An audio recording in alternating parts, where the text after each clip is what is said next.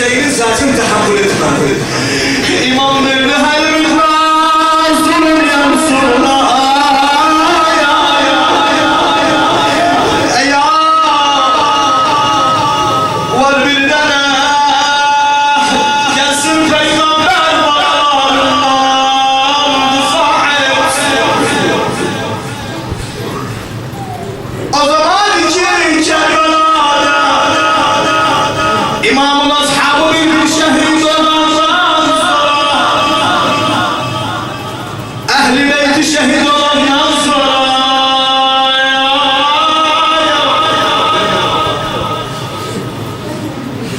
Hanım Zeynep bir geldi baktı buna babur Xeymensoy günden geçti.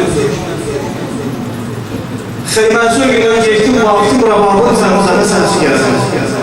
Dedim baktı buna babur ne dedi? Bir imam çağırıranda her günde hatırına uşak başladı imam.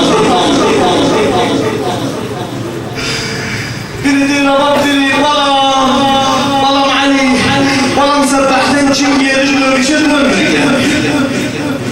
Balam Ali ama Serbah'tan gidenler herkesin dövüş asbabı oluyor.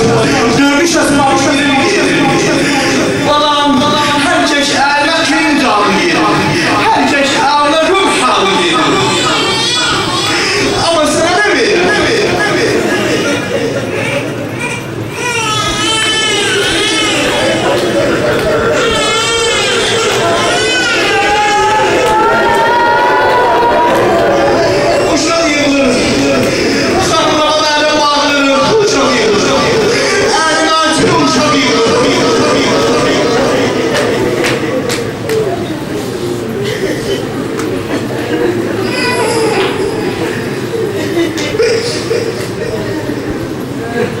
Hanım Zeynep dedi getir, babam getir bana.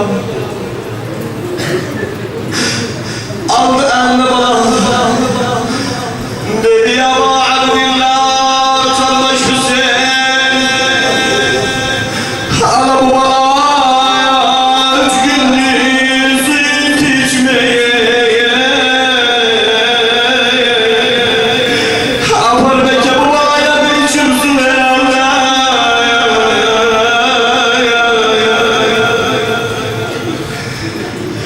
İmam aldı babamı eline, babam kardeşlere gel olay var ise evde.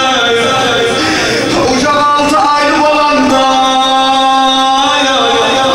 uşak babanın yüzüne gülerdi. Dünyanın mal mülkü kalmaz gözümde.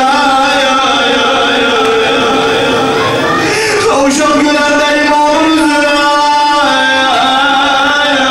Dünyanın mal mülkü kalmaz gözümde. Aldı balalarına, aynı peygamber'e benzer.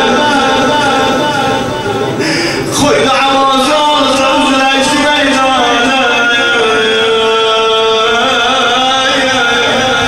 Nenenin de gözü yok. Babalar bakın hatta bir uşak gelip bunun da nenesinin gözü yoktu.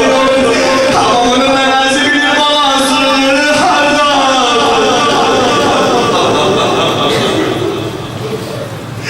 Babam durup bakıyor. İmam geldi durdu beni yakıyor. Ashabı öldürüyor. Yakıyor. Kardeşlerimi öldürüyor.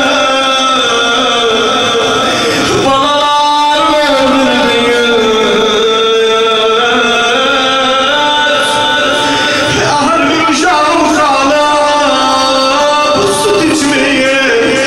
Ana parmağını yüzüme süt verir, su verir. Kardeşler bakın bana bu uşağım tek uşak su içer anca su içer.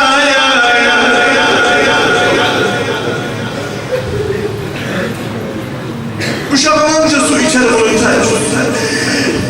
Geçeden bana düştü bir kısmı dedi su verir. Bir kısmı dedi vermeyin koymayın bunlardan kimse kalsın. Ömer bin Sa'd bastı Ceyş'e vermedi